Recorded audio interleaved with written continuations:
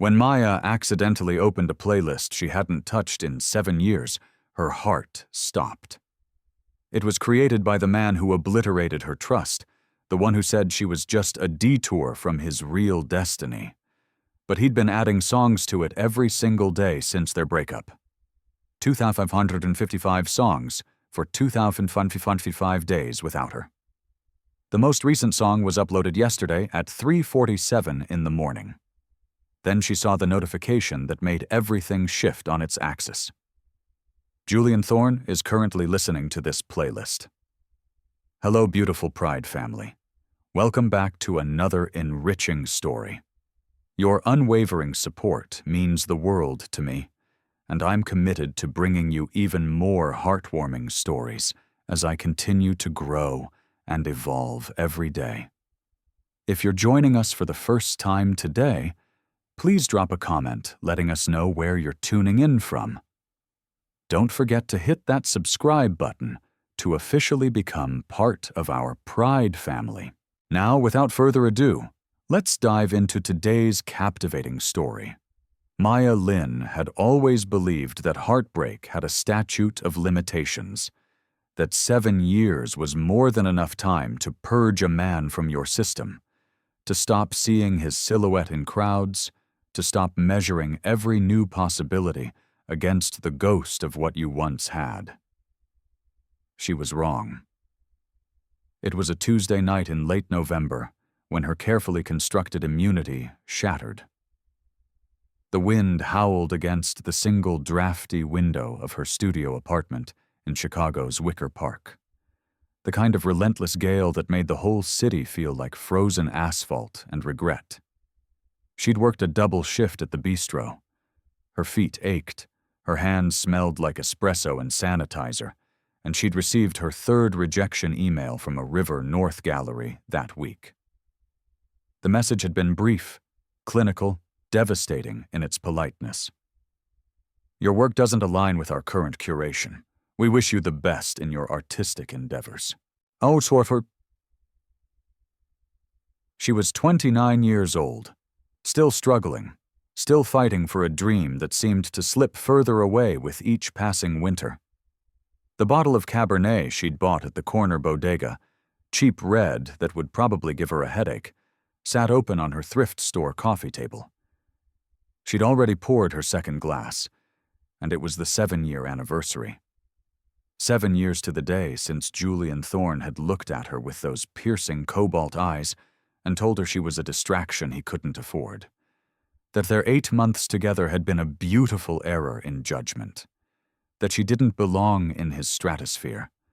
7 years since the only man who'd ever made her feel truly electric had walked out of her life like she was dust. Maya pulled her silk bonnet tighter over her hair, wrapped herself in the oversized quilt that lived permanently on her couch, and reached for her phone. She wasn't sure what she was looking for. Comfort, maybe, or distraction. Anything to stop the spiral of memories threatening to pull her under the ice. She opened Spotify, intending to play her usual rotation, the one filled with angry empowerment anthems and songs about self-sufficiency. Her thumbs slipped. She accidentally clicked on a different playlist, one buried deep in her library, one she hadn't looked at in 7 years. For When You Miss Me. Her heart stopped, actually stopped, then started again with a painful lurch that made her press her hand to her chest. She should have deleted this ages ago, should have purged it along with his photos and his text messages and the cashmere sweater of his she'd stolen and finally donated. 4 years into her healing. But somehow this playlist had survived, buried and forgotten in the digital graveyard of their relationship. The cover image was still the photo Julian had chosen, a blurry picture of their hands intertwined, her fingers laced through his, taken on some lazy Sunday morning by the lake when the world had felt infinite and kind. She could almost feel the texture of that moment, the warmth of his sheets, the sound of the wind so similar to tonight, the way he'd kissed her palm and told her she was the most captivating thing he'd ever seen. "Stop," Maya told herself. "Stop doing this." But she was already scrolling through the songs, the indie track from their first night together when she'd been sketching in a coffee shop, and he'd approached her like she was the only mystery worth solving. The blues instrumental he used to play on his vintage turntable, the one that crackled in the same place every time. And he'd never fixed it because he said the static made it human. The acoustic version of her own song, the one she'd written for him at 3 o'clock in the morning and played while he listened with his eyes closed, and something that looked like agony and wonder on his face. Her vision blurred. She blinked hard, refusing to cry over Julian Thorne again. She'd cried enough tears to fill Lake Michigan. She was done. Then she kept scrolling and froze. New songs, dozens of them, hundreds, all added after their breakup. Her hands started shaking so badly she almost dropped her phone. She checked the dates, her breath coming shorter with each swipe. Songs added 1 year ago, 3 years ago, 5 years ago, all the way back to the week after he'd ended things. A mournful ballad about losing your compass, dated 5 days after he'd walked away. This wasn't possible. This playlist was supposed to be a relic, a preserved moment in time from when they'd been together. But Julian had kept adding to it for 7 years. The most recent song made her whole body go cold, uploaded yesterday at 3:47 in the morning. A haunting track about regret and rewriting history. The kind of song you listen to when you can't sleep. When the weight of your choices pressed down on your chest until you couldn't breathe. Her fingers trembled as she clicked on the playlist description, something she'd never paid attention to before. The words on the screen made the room tilt. 2,255 songs for 2,255 days without you. I'm sorry, Maya. I've always been sorry. One song for every single day they'd been apart. The wine glass slipped from her other hand, red liquid spreading across her already stained rug. She didn't notice.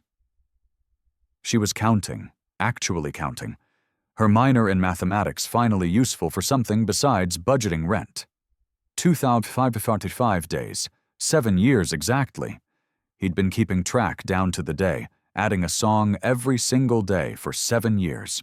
The walls she'd spent 7 years building, brick by careful brick, therapy session by therapy session, yoga and affirmations, and convincing herself that Julian Thorne had been nothing but a cold tech mogul who'd used her as a temporary escape from his real life. Those walls began to crack because this wasn't the behavior of a man who'd moved on. This was obsession. This was devotion.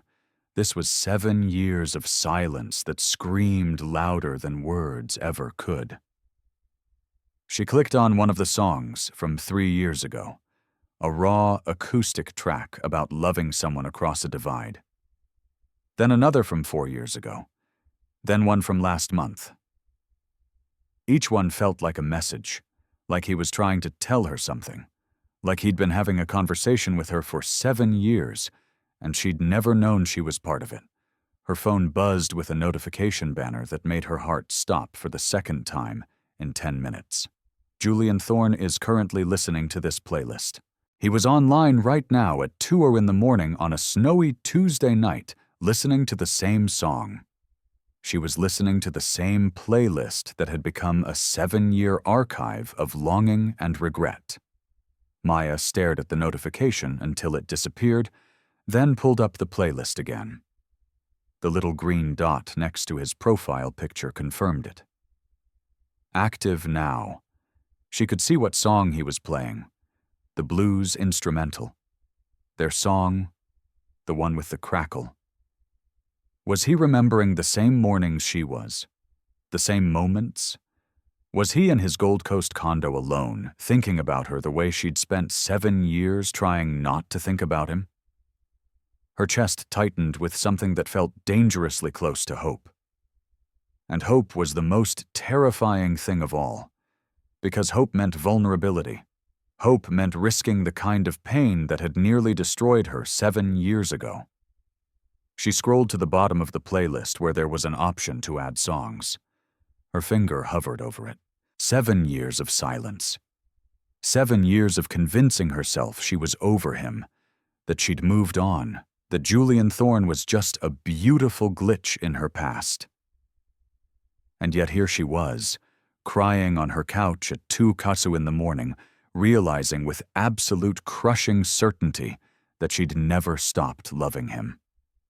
Not for a single day, not for a single hour. The realization broke something open inside her. She'd dated other men, had even tried to fall in love again, but every single one of them had been measured against Julian and found wanting. None of them had looked at her art the way he had, like it mattered, like it meant something. None of them had listened to her music with that intense focus, like every note was oxygen. None of them had made her feel seen, truly seen, the way he had in those 8 perfect months before everything fell apart. She noticed something else as she scrolled back through the songs more carefully. Her artist's eye-catching patterns. The songs from 4 years ago were different, darker tracks about fighting battles alone, about pain, about fear. There were songs about white rooms and saying goodbye and preparing for the end. What did that mean? Then there was a gap. She noticed it now. A 4-month silence about 3 years ago, where no songs had been added at all. Complete radio silence. Then they resumed, but different somehow, more hopeful, less desperate, like something fundamental had changed. What had happened to Julian Thorne in the past 7 years? What battles had he been fighting? What had he been trying to tell her through these songs? Her phone screen showed he was still active, still listening. They were connected in this moment, separated by the city, but bound by the same memories, the same music, the same ache. The intimacy of it made her breath catch. This was the closest they'd been in 7 years.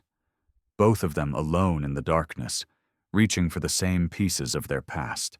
Before she could overthink it, before the wine courage wore off, Maya clicked Add Song.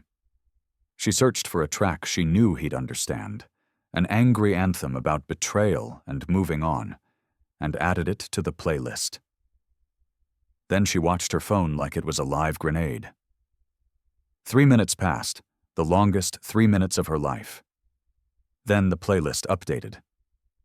A new song appeared, a raw indie track about regret, about being sorry, about wanting to take back every mistake. He'd responded. After 7 years of silence, after 2,555 days of adding songs into the void, Julian had seen her addition and responded. They were communicating through music, through the only language that had ever really worked for them. They were finally having the conversation they should have had 7 years ago. Her hands shook as she added another song. Something defiant about not looking back, about being strong, about survival. He responded within 2 minutes this time. A song about unfinished love, about stories that weren't supposed to end, about finding your way back home. The exchange became fevered, desperate. Her adding songs about independence and healing. Him adding songs that sounded like apologies set to music, like prayers, like a man drowning and reaching for shore.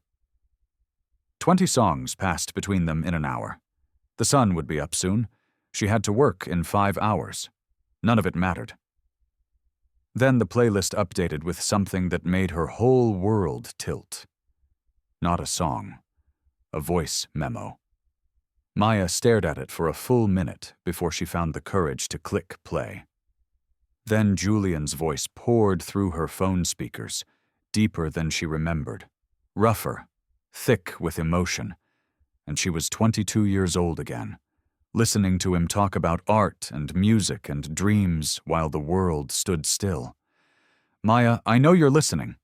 I know I don't deserve a response. I know I have no right to ask anything of you after what I did. But if there's any part of you that remembers what we had, Any piece of your heart that hasn't completely closed to me, please, please meet me. Saturday night, 8:00. The cupola at the London house, where we watched the river turn green that one year.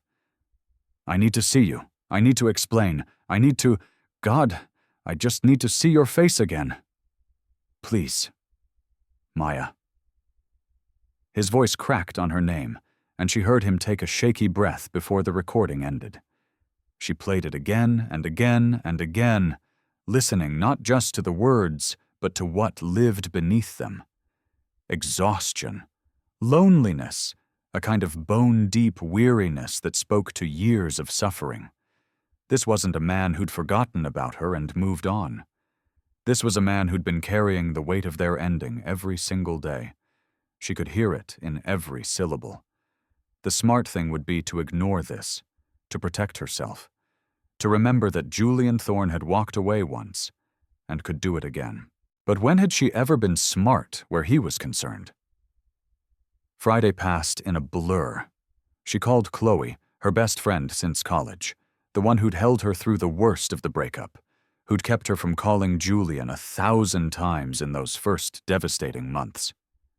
Chloe came over with latte and donuts and found Maya still on the couch, still in her sleep clothes, phone clutched in her hand with the playlist on the screen. "Girl, what happened?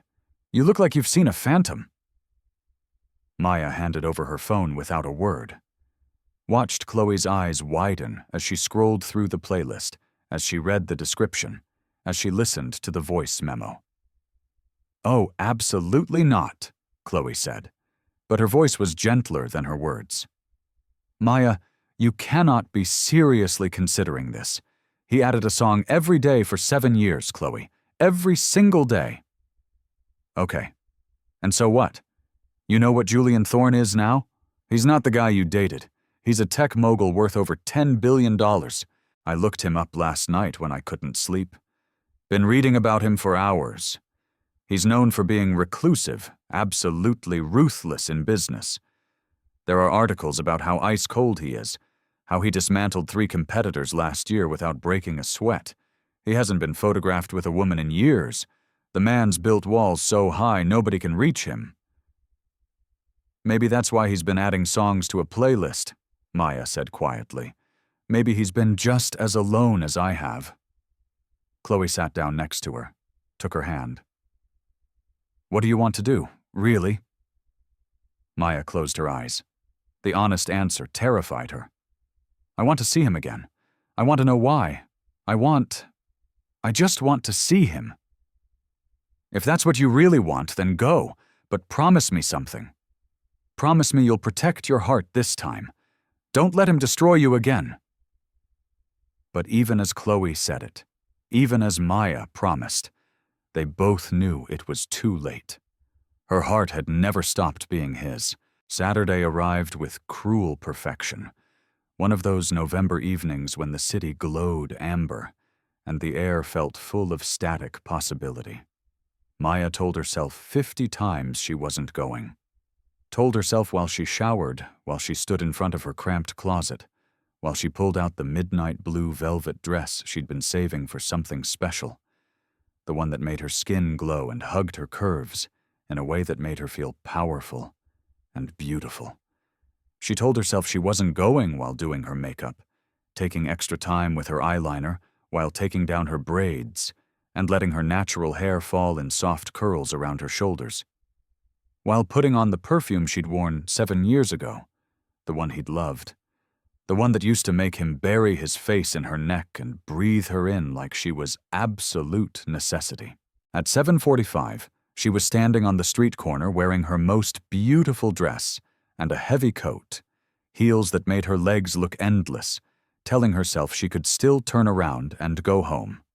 At 7:50, she was in a rideshare heading to the London house, watching the river blur past, her heart beating so hard she pressed her hand to her chest to make sure it didn't escape. The hotel was exactly as she remembered, all grandeur and polished marble. The elevator ride to the rooftop felt eternal. She watched the numbers climb, each floor bringing her closer to a moment that would either heal her or break her all over again. Her reflection in the mirrored walls showed a woman who looked far more composed than she felt.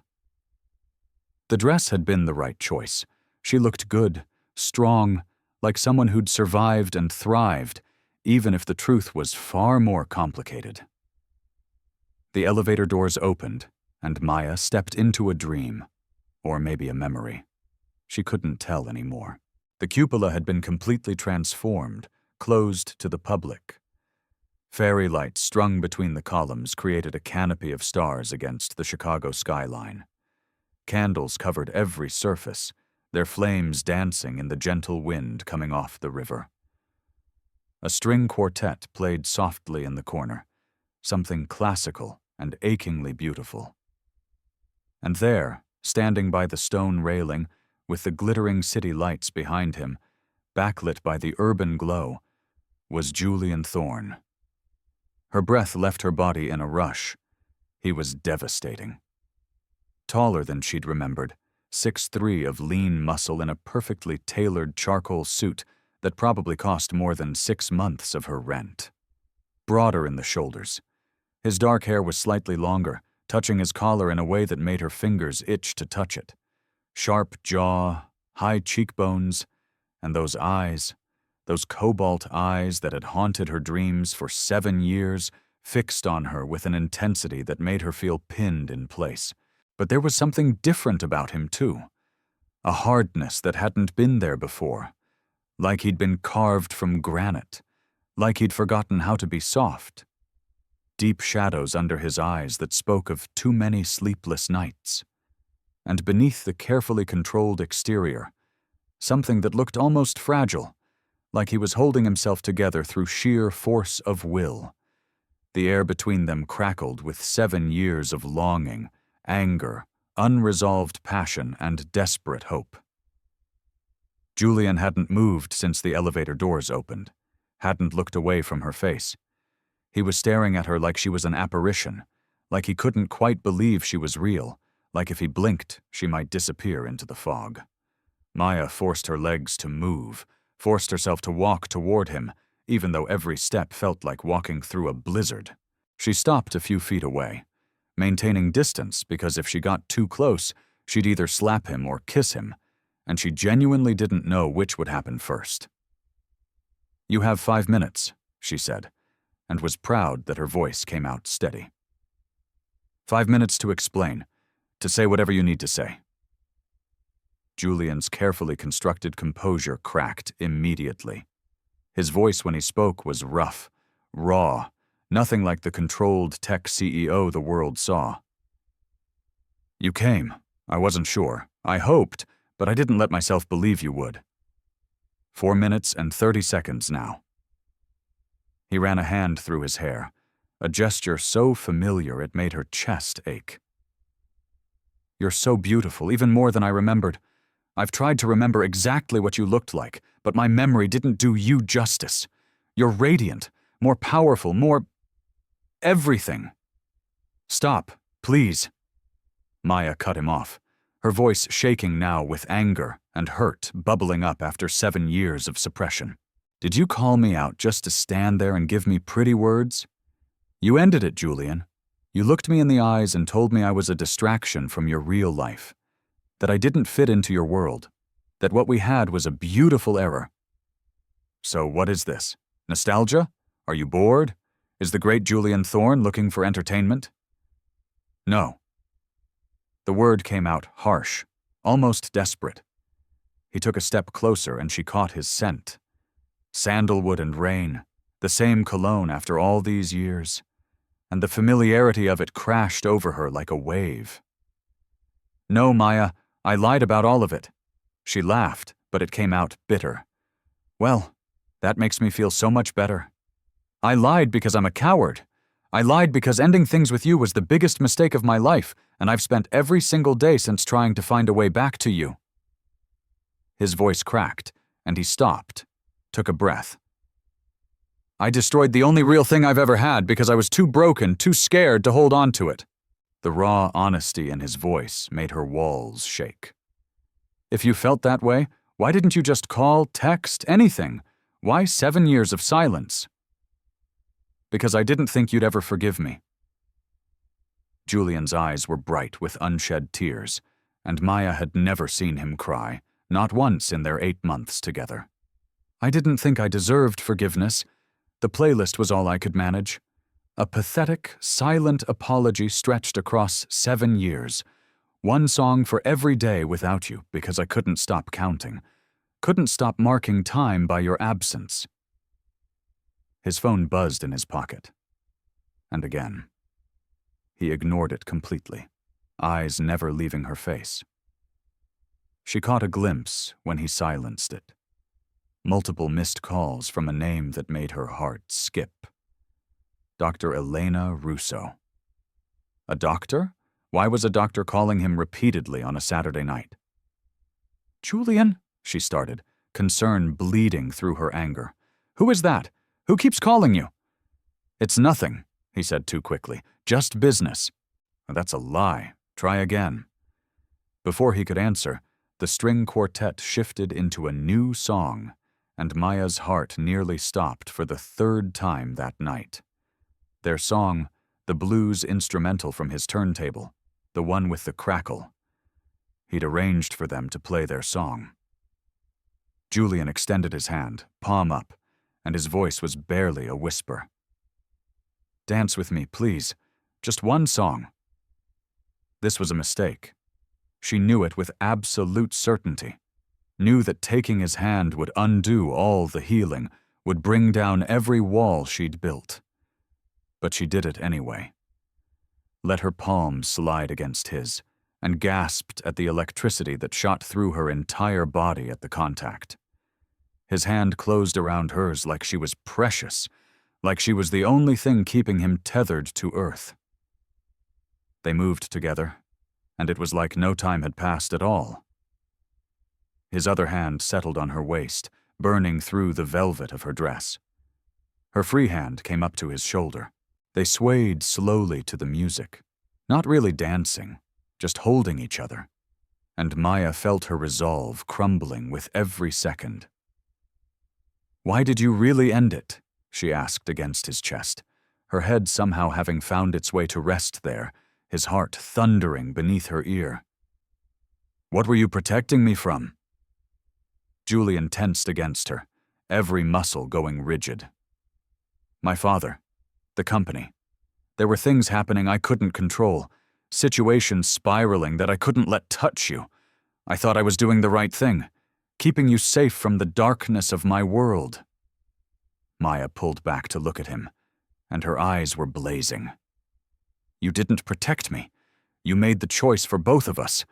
Decided I was too fragile, too weak to handle your life. That's not protection, Julian. That's control. That's arrogance. He flinched like she'd struck him, actual pain crossing his face. You're right. You're absolutely right.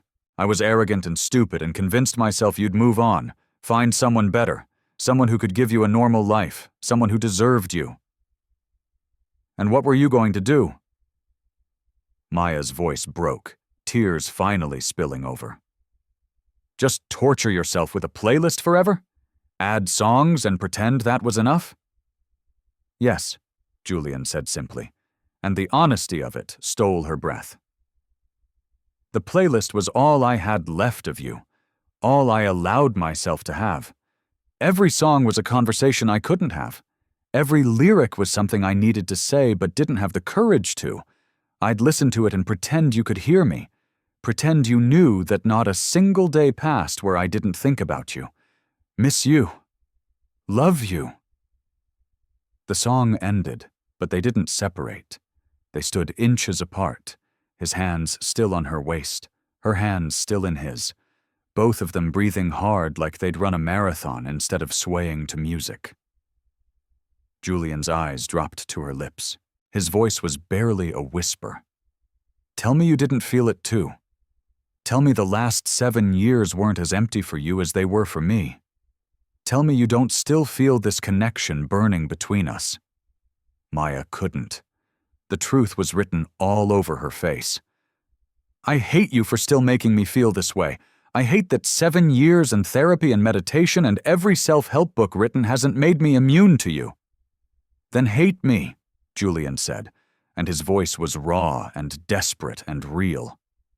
"Use me to purge every angry feeling. But please, Maya, please let me try to earn you back. Let me prove this isn't nostalgia or boredom. Let me show you that you've been the only thing that mattered for 7 years. Just let me try." His phone rang. Actually rang, shattering the moment. Julian looked at the screen, and all the color drained from his face. He looked up at her, conflict written in every line of his body. "I have to take this. I'm sorry. I have to." He walked to the far side of the rooftop, and Maya watched him answer. Watched his entire body go rigid. She couldn't hear the conversation, but she could see him run a hand through his hair in agitation, could see his jaw clench, could see him pace like a caged animal. When he returned several minutes later, he was visibly shaken. The vulnerability from before locked behind walls again. "I have to go," he said, and the words seemed to cause him physical pain. "Early meeting tomorrow. I'm sorry, "You're lying," Maya said flatly. "That wasn't about business." "I can't," Julian started, then stopped, his eyes closed briefly. "Please trust me. There are things I need to handle, things I will explain, but not tonight. Not like this." The dismissal stung worse than she expected. This was it.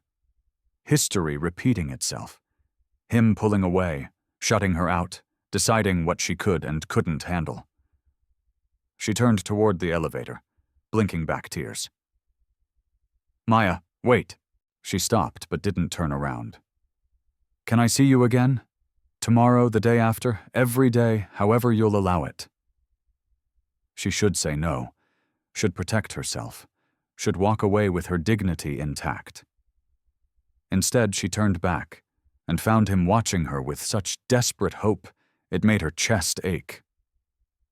"Give me one good reason why I should risk my heart again." Julian's answer was simple and devastating. "Because I love you.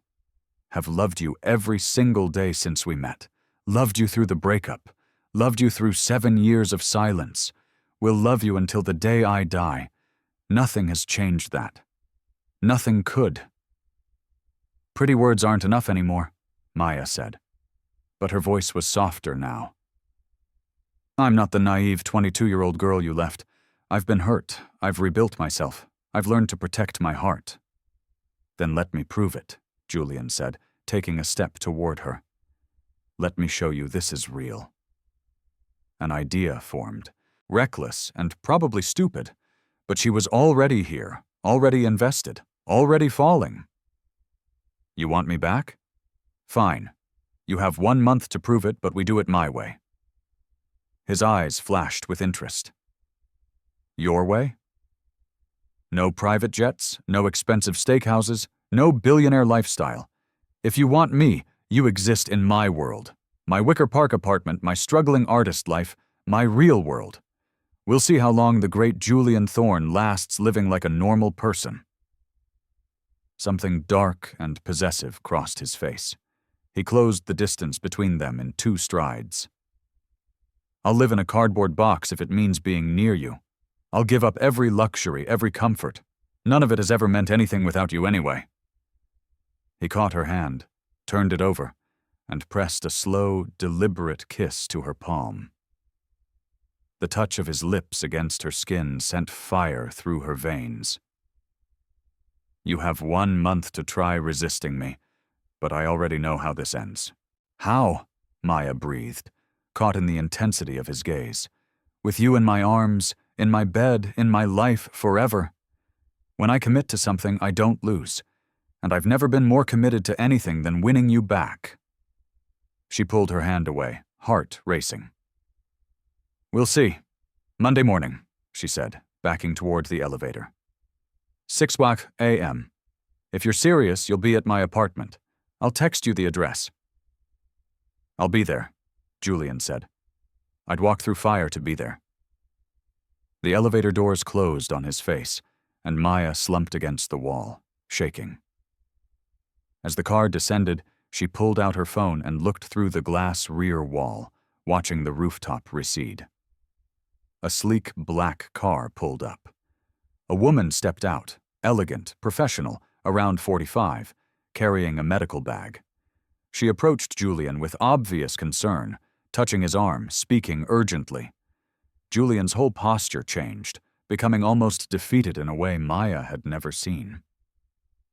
The woman was clearly Dr. Elena Russo. But why did Julian need a doctor? And why did he look so exhausted, so fragile as he talked to her? Worry eclipsed Maya's anger. Something was wrong. Something he wasn't telling her. Monday morning arrived cold and gray, the kind of November morning that made summer feel like a hallucination. Maya woke at 5:30, having barely slept. She'd changed her sheets, cleaned her tiny studio apartment until it gleamed, then felt stupid for caring what Julian thought of her space. This wasn't about impressing him. This was about making him see her real life, the one without penthouses and private cars and unlimited resources. At 5:59, she was pacing, wearing old leggings and an oversized sweater, her hair in a simple ponytail, no makeup. If he wanted her world, he got the real version. At exactly 6 a.m., a knock sounded on her door. She opened it to find Julian, standing in her hallway, wearing jeans and a simple black t-shirt. She'd never seen him in anything but designer suits.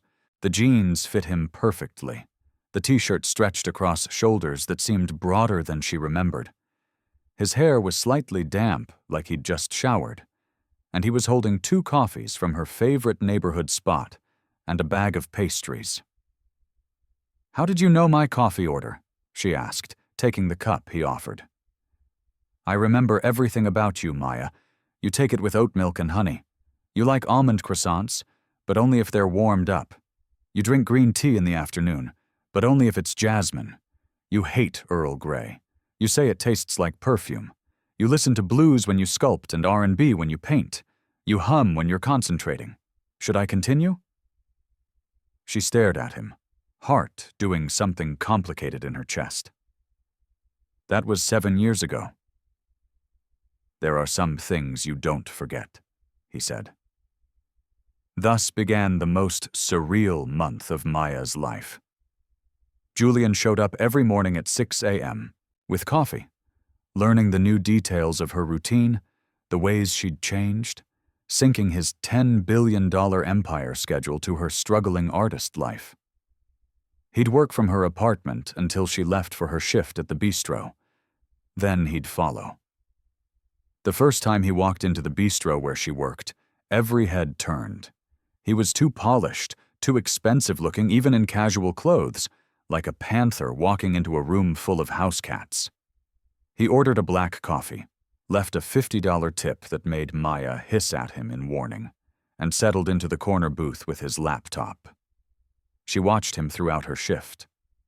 This man who ran a multinational conglomerate, conducting video conferences with Singapore and Berlin from a cramped booth in Wicker Park, while she bussed tables. He looked up every few minutes to find her, like he needed to confirm she was still there. Still real. On day 3, he carried her art supplies to a pop-up gallery showing in Pilsen, stood quietly in the corner while she set up her pieces, pride radiating from him in waves. When the gallery curator, a pretentious man in his 50s with obscure glasses, cruelly dismissed her work as derivative and lacking grit, Maya watched Julian's hands curl into fists, watched his jaw clench so tight it must have hurt, but he didn't intervene, didn't pull out his wallet or make threats or use his power. He let her handle it herself, watched her defend her art, hold her ground, stand up for herself. Only later in her apartment did he pull her into his arms while she cried angry tears. "He's a fool," Julian said against her hair. "Your work is extraordinary. That sculpture with the fractured steel reflecting different versions of the same face? That's genius. That's pain and beauty and truth all at once. He wouldn't know real art if it hung itself in the Art Institute. "You're biased," she said, but didn't pull away from his embrace. "Absolutely. I'm completely helplessly biased toward everything you create." By the end of week 1, Julian had taken the L with her 17 times. She watched this germophobic billionaire stand in crowded train cars, clearly uncomfortable, but doing it anyway because it was her world. He'd hold the pole with one hand and her with the other, his body curved protectively around hers when the train got too packed during rush hour. Week 2 brought small changes she tried not to notice. He started keeping a toothbrush at her apartment, left a charger by her bed, bought groceries without being asked, and learned to cook simple meals in her tiny kitchen. She'd come home from work to find him chopping vegetables, classical music playing from his phone, looking more at peace than she'd ever seen him in any boardroom. They talked for hours late into the night. He asked about her music, remembered every detail she shared, listened to rough cuts of new songs, and gave thoughtful feedback. He supported her dreams without trying to fix everything with money, though she noticed small things: the guitar strings that appeared on her keyboard, the art supplies that restocked themselves, the flyer for a prestigious residency with a sticky note in his handwriting that just said, "You should apply." But there were cracks in the facade. Phone calls he'd take in her bathroom, coming back tense. Moments where he'd zone out, hand unconsciously going to his chest, face going pale. Once she caught him taking pills. "Just vitamins," he said quickly, but she wasn't sure she believed him. 2 weeks in, on a snowy Wednesday night, Maya sat at her keyboard working on a new song. Something raw and vulnerable about second chances and learning to trust again, about walls coming down and letting someone see the scared parts of you. Julian was on her couch, laptop balanced on his knees, supposedly working, but she could feel his eyes on her more often than his screen. When she finished, the last notes hanging in the air, she looked up to find him watching her with tears streaming down his face. "Julian." He set the laptop aside, not bothering to wipe his eyes. "That was—" He stopped, his voice completely wrecked. "That was us, that song. That's what I've been trying to say for 7 years. The air between them went thick with tension, emotional and physical, and unbearable. Maya stood from the keyboard, crossed to where he sat. Every rational thought in her head screamed to stay cautious, stay protected. But her heart had never been good at listening to reason where Julian was concerned. "Stay tonight," she said. "Not on the couch, with me." Julian's control visibly fractured. His eyes went dark. His breathing changed. "Maya, if I stay, I don't trust myself to keep things slow. 7 years of wanting you is a barely leashed storm inside me." She reached out, traced the line of his jaw with her fingers. "Maybe I don't want slow. Maybe I'm tired of slow." Before he could respond, before either of them could close the distance that felt like miles and inches all at once, his phone rang. Julian looked at the screen, and every drop of color drained from his face. The transformation was instant and terrible. The vulnerable man who'd been crying at her music vanished, replaced by the controlled CEO, all walls up. "I have to take this," he said, already standing, already moving away. "It's urgent." He stepped into her tiny bathroom, and even through the door, Maya heard raised voices, his voice tight with stress. Another voice, female, insistent. She caught fragments. "I need more time. She can't know yet. Elena, please just give me until the end of the month." When he emerged 15 minutes later, he was completely shut down. The intimacy of moments ago had evaporated like it never existed. "I have to go," he said, not meeting her eyes. "Early meeting tomorrow." "It's 9 p.m., Maya said. "Julian, what's going on?" "I can't." he started, then stopped. I'm sorry, I'll see you tomorrow morning. He kissed her forehead, chaste and almost sad, and left. Maya stood in her apartment, confused and hurt, and increasingly certain that Julian was hiding something big, something that might destroy them all over again. She called Chloe. I need you to find out everything you can about Julian Thorne. Not the business stuff, the personal stuff. Medical records, if you can find them, charity work, anything unusual from the past 7 years. Chloe was quiet for a long moment. You sure you want to go down this road? Some things, once you know them, you can't unknow. I need to know what I'm getting into. Please, Chloe. I'll see what I can find.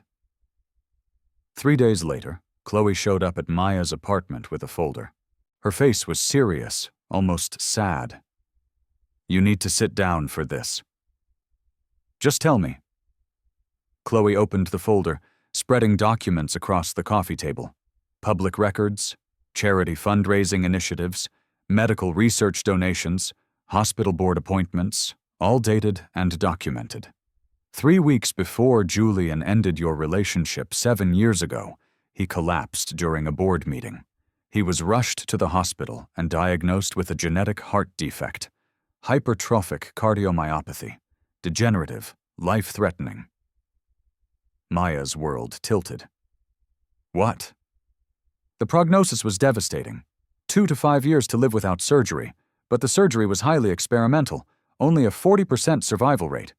Most doctors recommended against it, said he should get his affairs in order. No, Maya whispered. No, he would have told me. Look at the timeline, Chloe said gently. The breakup happened 1 week after his diagnosis. The room spun. 1 week. He'd found out he was dying, and 1 week later he'd ended things. Not because she wasn't enough, not because she didn't fit into his world, because he was dying and didn't want her to watch. There's more, Chloe continued. For 4 years he ran his company while slowly dying, made arrangements, set up foundations, prepared for the end. Then 3 years ago he underwent the surgery. Dr. Elena Russo was his cardiac surgeon. She's now his recovery specialist. He's been in remission and healthy for 3 years. 3 years. He'd been healthy, alive, recovered for 3 years, and never reached out. Why?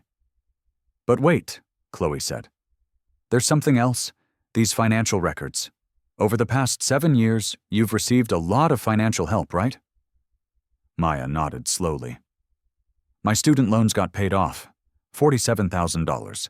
Some anonymous benefactor through the university. And I got that art grant for $30,000. And a mysterious investor bought my entire gallery collection for $15,000 when I was about to give up. And my landlord said someone paid 6 months' rent when I was going to be evicted. All of it traces back to Julian, Chloe said. Shell companies, charitable foundations, anonymous trusts he established. He's been bankrolling your life for 7 years, making sure you were okay, making sure your dreams survived even if he didn't. Maya couldn't breathe, couldn't process. Everything she thought she knew was wrong. The anger, the hurt, the abandonment. It all reconfigured into something more complex, more painful, more devastating. She looked at Chloe. I need to see him right now. It was 9 p.m. when Maya arrived at Julian's building on the Gold Coast. The folder clutched in her shaking hands. The concierge tried to stop her, but she pushed past, took the private elevator that required a key, used the emergency override code she'd once memorized. It still worked, setting off alarms she didn't care about. The elevator opened directly into his penthouse, and Maya stepped into a space that made her heart break. It was massive, floor-to-ceiling windows overlooking the glittering lake, high-end furniture that looked like it had never been sat on, art on the walls that probably cost millions. And it was completely impersonal, like a museum, like a hotel, like a place where no one actually lived, just existed. Julian appeared from another room, clearly having just gotten out of the shower, wearing sweatpants and nothing else. His hair was wet, chest bare, and Maya saw it for the first time. The scar. A long, brutal line down the center of his chest where they'd cracked him open to save his life. Her breath caught. Oh, God. Julian saw where she was looking, and something in his face just crumbled. You know. She threw the folder at him. It hit his chest and papers scattered everywhere. Tell me all of it. No more secrets, no more protection. I want the truth. Julian stood frozen as papers scattered around his bare feet, his chest rising and falling rapidly, that brutal scar a testament to pain she'd never known about. The distance between them felt like the Grand Canyon, and a single breath all at once. I was diagnosed 3 weeks before I ended things with you, he said, his voice completely stripped of the control she'd grown used to. Hypertrophic cardiomyopathy? Do you want the medical jargon or do you want the truth? They told me the truth, Maya whispered. My heart was killing me slowly. The valve was faulty, genetic, degenerative. They gave me 2 to 5 years without intervention, with surgery, experimental surgery that had killed more patients than it saved. I had a 40% chance. 40%, Maya. The odds of me dying on that table were higher than the odds of me surviving. She pressed her hand to her mouth, tears already streaming. You were 22 years old, brilliant and full of life, and so goddamn beautiful it hurt to look at you. We'd been together 8 months, 8 perfect months where I got to pretend I was normal, that I was just a man falling in love with an extraordinary woman. Then my body decided to remind me that nothing good in my life gets to last. Julian, she started, but he kept going, words pouring out like a dam had broken. I had a choice. Tell you I was dying and watch you sacrifice your entire future to play nurse to a man who probably wouldn't see his 35th birthday. Watch you give up art school, give up your music, give up everything you were meant to become so you could sit by a hospital bed and hold my hand while I deteriorated. Or lie. Tell you that you didn't fit into my world, that you were a distraction. Make you hate me enough to move on and live the life you deserved. That wasn't your choice to make, Maya said, her voice breaking. You didn't get to decide what I could handle. I know, Julian said, and he looked devastated. I know that now, but I was terrified and dying, and I couldn't let you waste your beautiful life on someone who had no future. You talked about your dreams constantly, galleries you wanted to show in, songs you wanted to write, places you wanted to see. How could I trap you in my tragedy? So, you just left, she said. Broke my heart and left. Breaking your heart was the hardest thing I've ever done. Harder than the surgery, harder than thinking I was going to die. Because I had to look at you and lie, had to watch your face when I told you that you didn't matter, that what we had wasn't real, had to walk away while you cried and not turn back. The student loans, Maya said, her anger flaring through the grief. The grants, the mysterious investor, the rent payments. You've been controlling my life for 7 years. Julian flinched. Not controlling. Never controlling. But you were going to quit art school when we were together. Remember? You told me you couldn't afford it anymore, that you were going to work full-time. I couldn't let that happen. So, yes, I used my money to make sure you got the education you deserved, the opportunities you'd earned.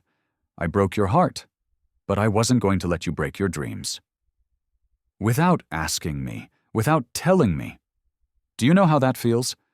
Finding out that every success I've had might have been bought? No, Julian said sharply, stepping toward her. No, Maya. I gave you opportunities, but your talent is your own. Your art is your own. Your success is because you're extraordinary, not because of my money. I just made sure financial barriers didn't stop you from showing the world what you could do.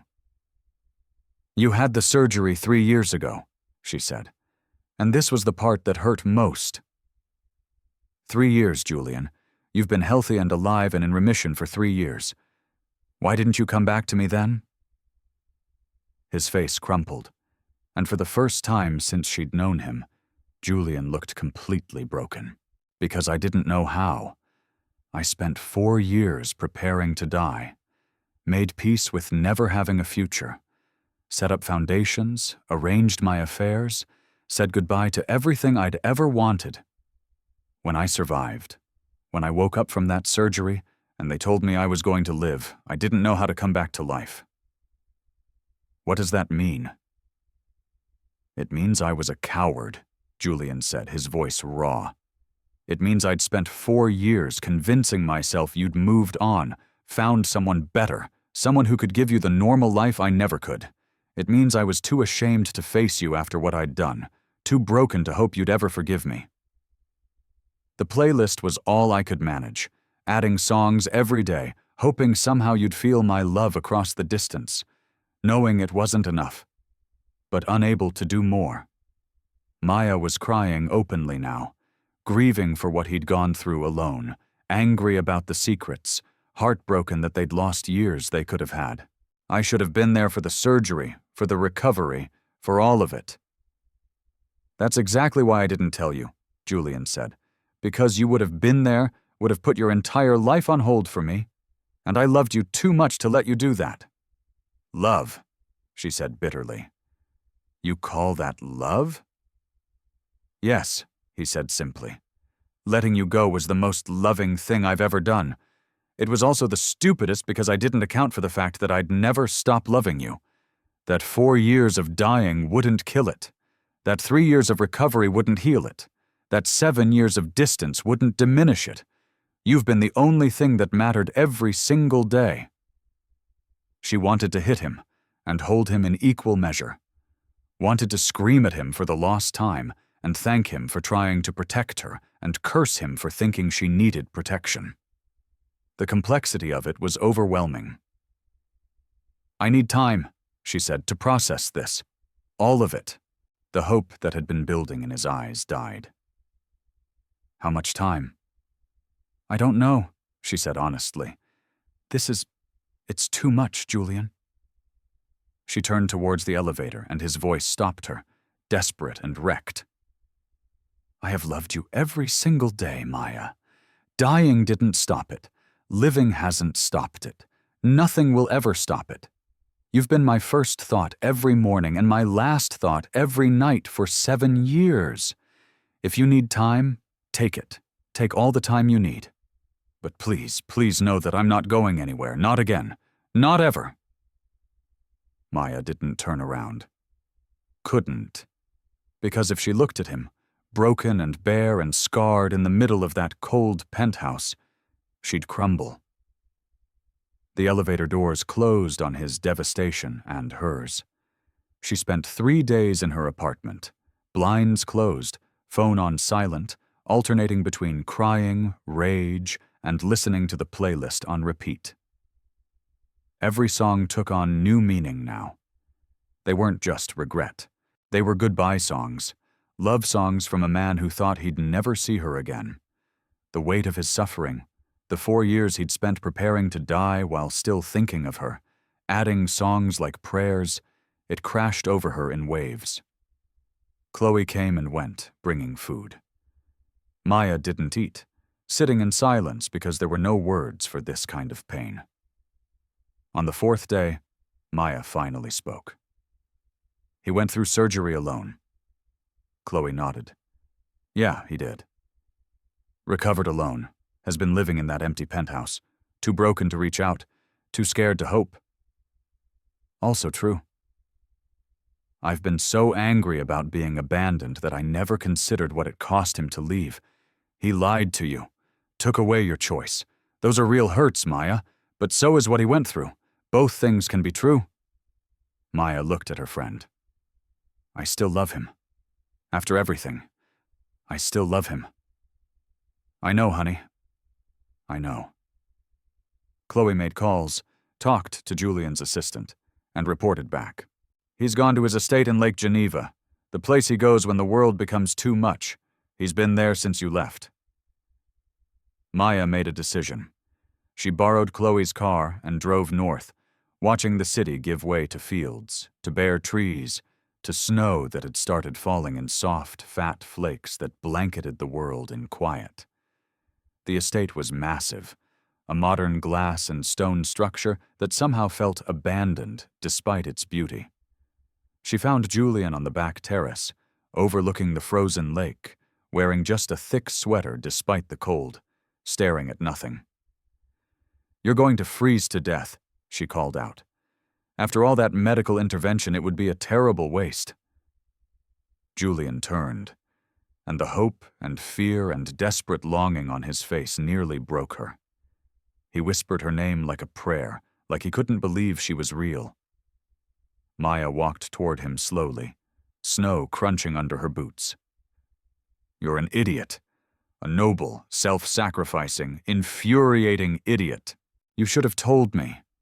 Should have let me love you through it. Should have trusted me with the truth." "I know," Julian said. "Maya, I know. I'm sorry. Stop," she interrupted. "I understand why you did it. I hate it. I hate that you made that choice alone. I hate that we lost 7 years. I hate that you went through surgery and recovery without anyone holding your hand. But I understand." His breath caught. "Does that mean?" "It means if we move forward, and that's an if. You don't get to make those choices for me anymore. No more secrets. No more protecting me from hard things. We're partners or we're nothing." "Partners?" Julian repeated. Like the word was sacred. "Yes. Anything. Whatever you need." "Even secrets about how desperately you love me?" Maya asked, and there was the smallest hint of softness in her voice.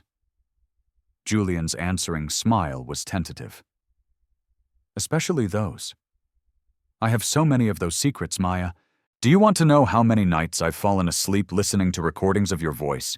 How I've kept every photo, every video, every scrap of our time together?" "You kept recordings?" He looked almost ashamed. "Voice memos, videos, a dying man's desperate attempt to hold on to the only heaven he'd ever known." "Show me," she said. They went inside, and Julian led her to his study, a room that was somehow less impersonal than the rest of the house. He pulled up files on his laptop, hands shaking slightly. Videos of them together from 7 years ago, selfies she'd forgotten about, a recording of her singing in his old apartment, her voice young and unpolished, but full of joy. He'd maintained a digital archive of their entire relationship. But then he showed her something else, a folder labeled After.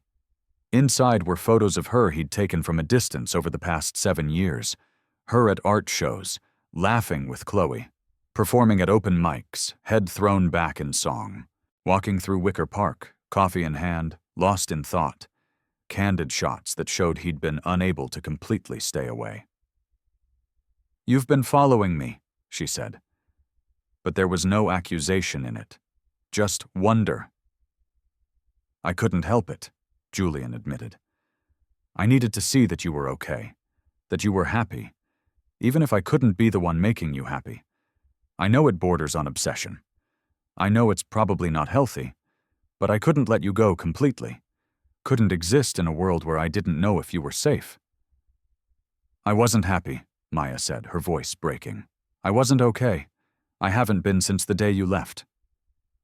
The confession hung between them, raw and honest and real.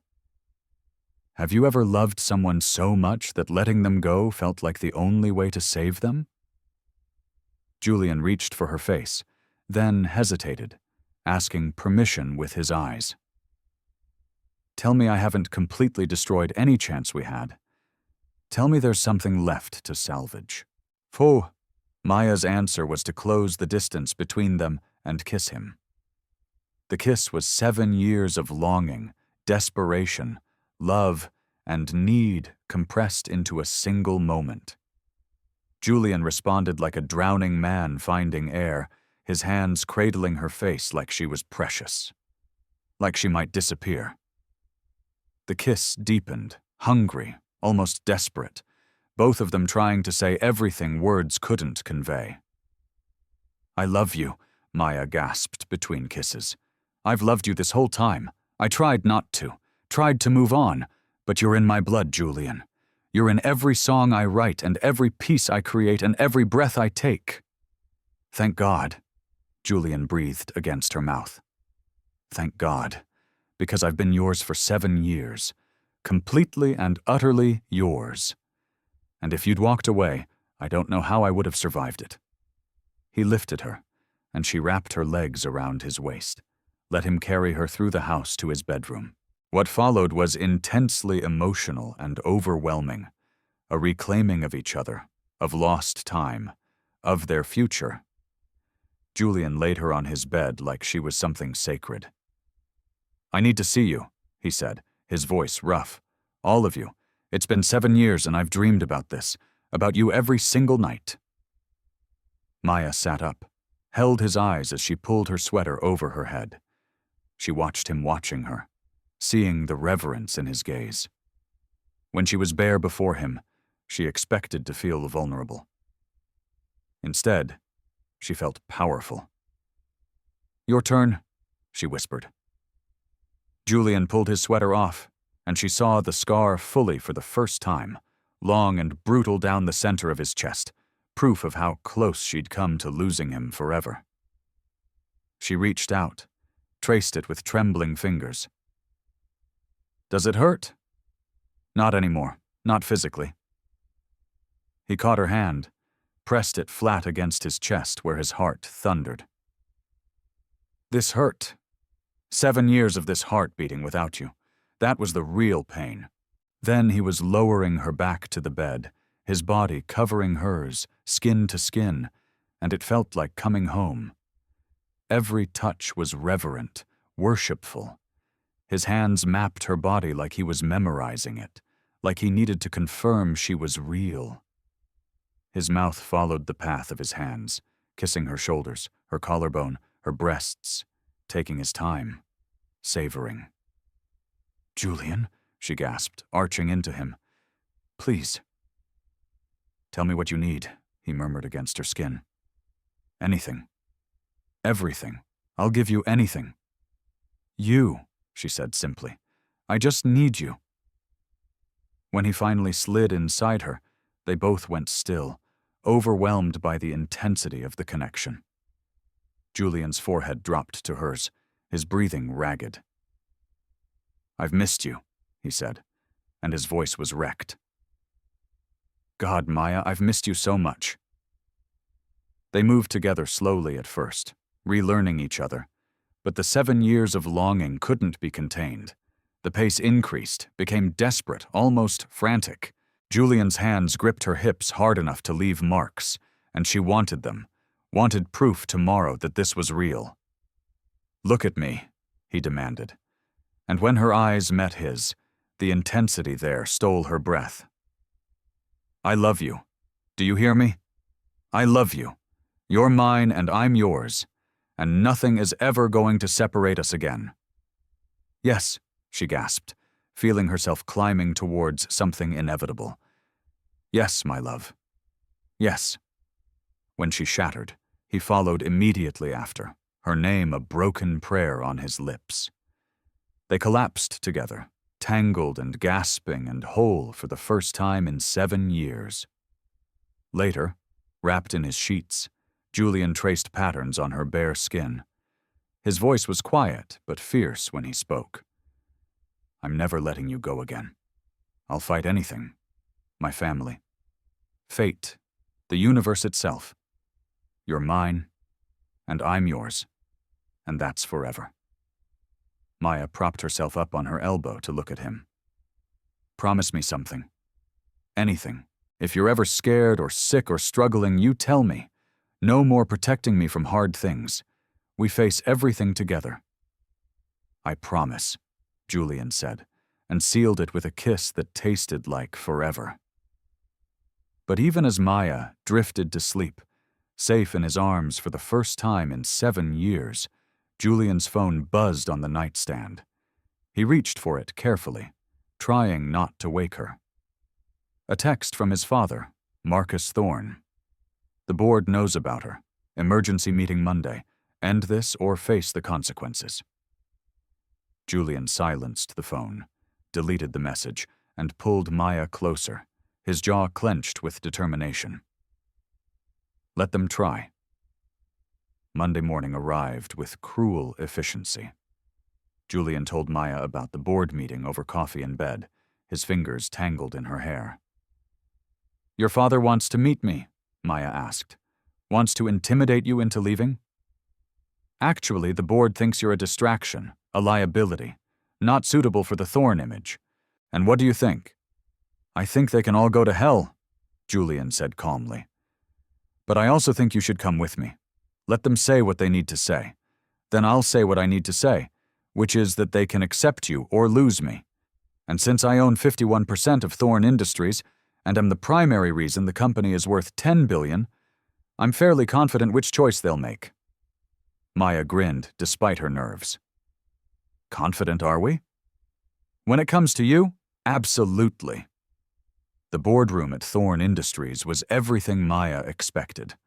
All glass and steel and power, floor-to-ceiling windows overlooking the Chicago River, a massive table that probably cost more than her yearly salary. The board members were exactly as she'd imagined. Two older white men in expensive suits looking at her like she was something stuck to their shoe. And then there was Marcus Thorn. He was an older, colder version of Julian.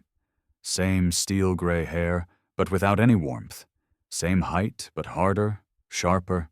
He looked at Maya like she was a problem to be solved. Miss Lynn, Marcus said, not bothering with pleasantries. I'll be direct. My son has responsibilities to this company, to the Thorn legacy. This relationship is inappropriate and needs to end. Inappropriate how? Maya asked calmly, even though her heart was racing. One of the other board members, a man with silver hair and a condescending smile, leaned forward. Miss Lynn, you're a struggling artist with no significant income or assets. The optics of our CEO dating someone of your, shall we say, economic status, raises questions about motivations. You think I'm after his money? Maya said flatly. Are you not? No, she said simply. I didn't even know Julian was sick. Didn't know about the surgery or the recovery. Certainly didn't know he'd been secretly funding my education. So if I was a gold digger, I was remarkably terrible at it. Another board member chimed in. Regardless of motivations, Julian needs to consider a more suitable match. We've been discussing a potential merger with Sterling Tech. Their daughter Victoria would be an appropriate partner. Similar backgrounds, aligned interests. You mean similar bank accounts? Maya said. Julian, who had been sitting silently, his hand resting on Maya's knee under the table in a gesture of support, finally spoke. Are you finished, Marcus? Marcus started, but Julian stood slowly, every inch of him radiating controlled fury. I am not your son right now. Right now, I'm the CEO of this company and the majority shareholder. So I'd suggest you listen very carefully to what I'm about to say. The room went deathly silent. For 7 years, I did what you wanted. Ran this company, made you billions, expanded into 6 new markets, increased revenue by 300%. I did all of that while dying, by the way, while my heart was literally killing me. And through all of it, I pushed away the only woman I've ever loved because I thought I was protecting her from moments exactly like this. From your judgment, your cruelty, your small-minded obsession with image and legacy. Julian's voice was deadly calm, but Maya could feel him shaking with suppressed rage. Maya isn't a distraction. She's my reason for everything. She's brilliant and talented and the strongest person I've ever met. She survived and thrived without my money, built a life and a career on pure talent and determination. She's everything I've ever wanted and more than I deserve. He turned to face his father directly. You want to talk about appropriate? You abandoned Mother when she got sick because it was inconvenient for your image. You've been married 4 times to women who fit your ideal of suitable and been miserable in every single one. You've built an empire, but you've never built a life. So, forgive me if I don't take relationship advice from you. Alsos. Julian turned to address the full board. Here's what's going to happen. Maya is part of my life, permanently. If the board has a problem with that, you're welcome to leave. I own 51% of this company. I am Thorn Industries, and I'm done apologizing for choosing happiness over your outdated ideas of propriety. Marcus stood, face red with fury. You're making a mistake. The only mistake I made was waiting 7 years to stand up to you, Julian said. Now, if you'll excuse us.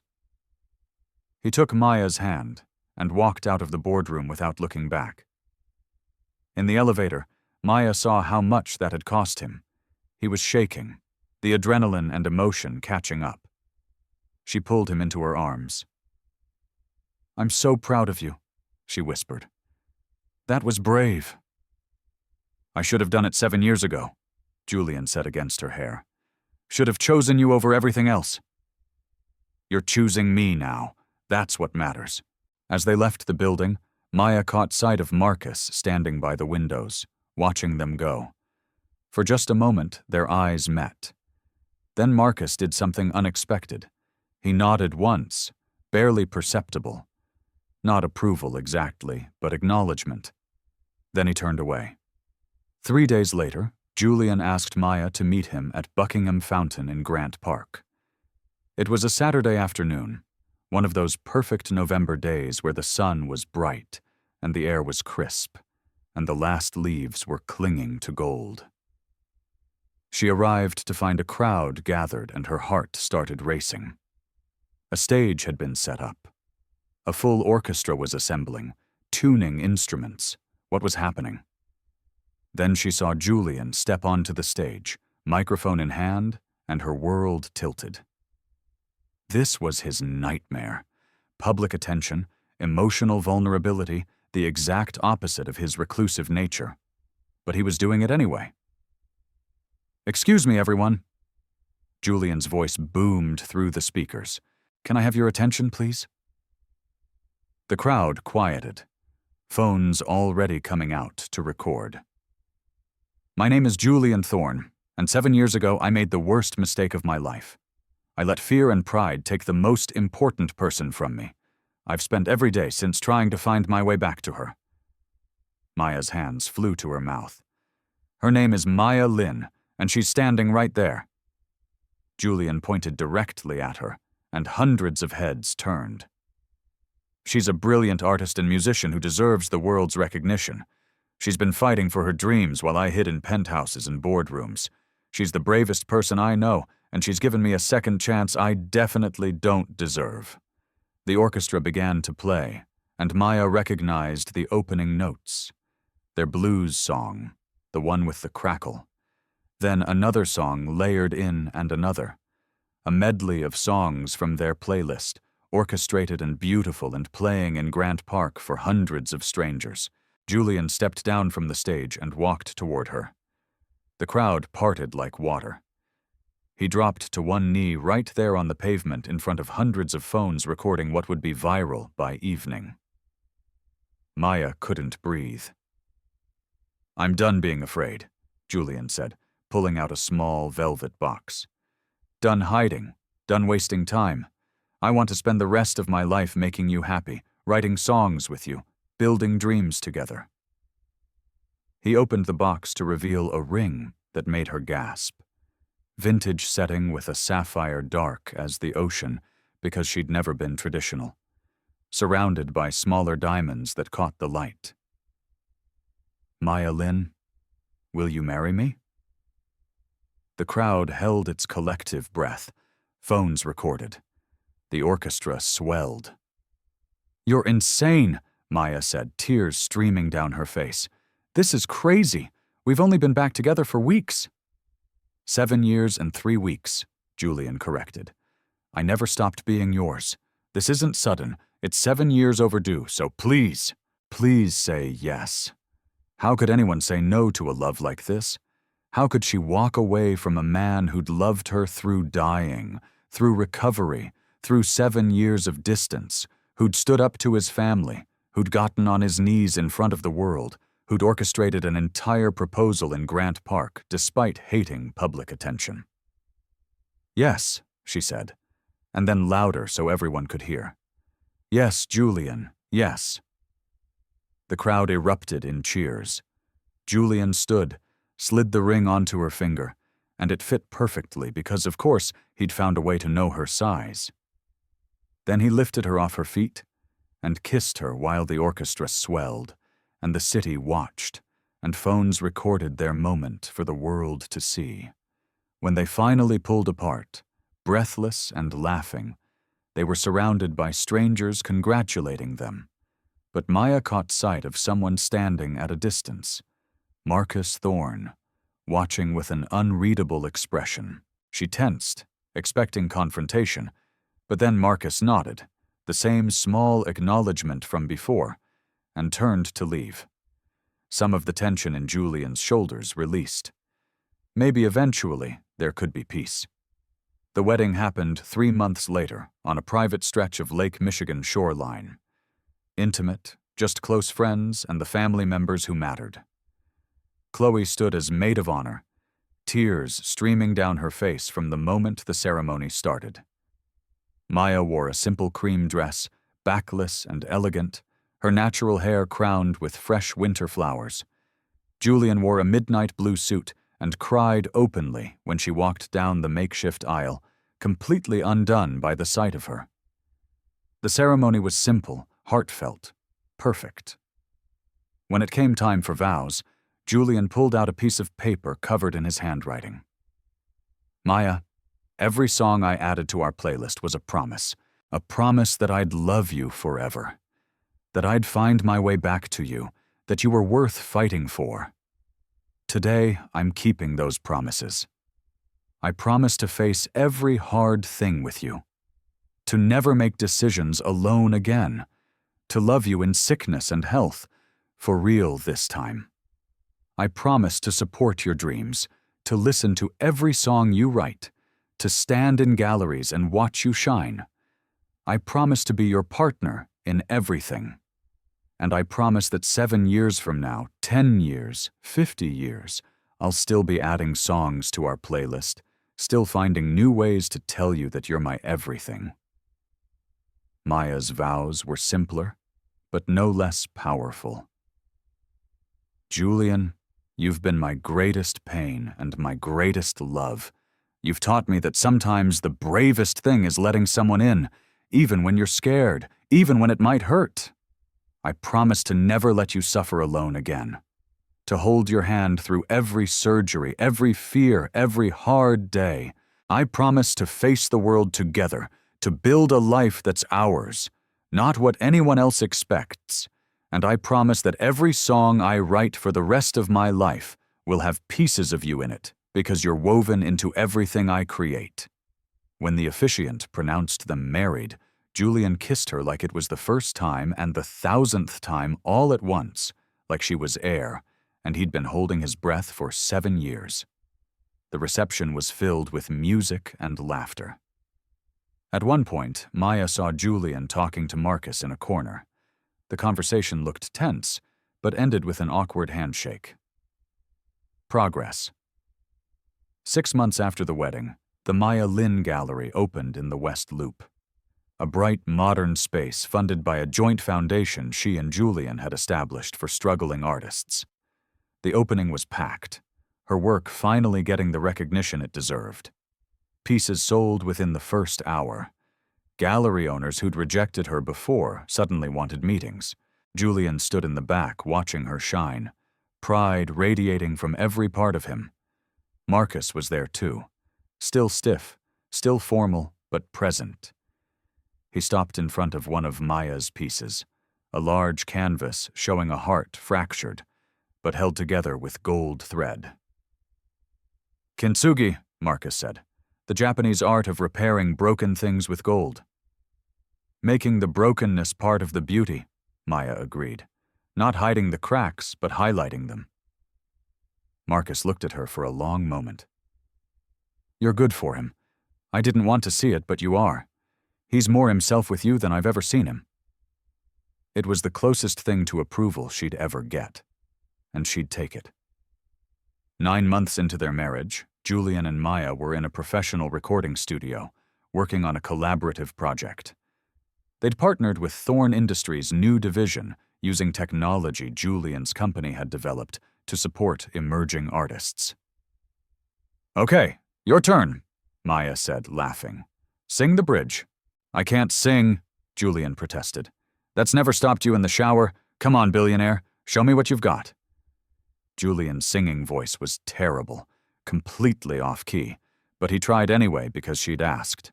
The recording engineer was trying not to laugh. Maya was doubled over, tears streaming down her face from laughing so hard. "You're fired from this project," she gasped. "You can't fire me, I'm funding it," Julian said, pulling her into his arms and kissing her neck until she squealed.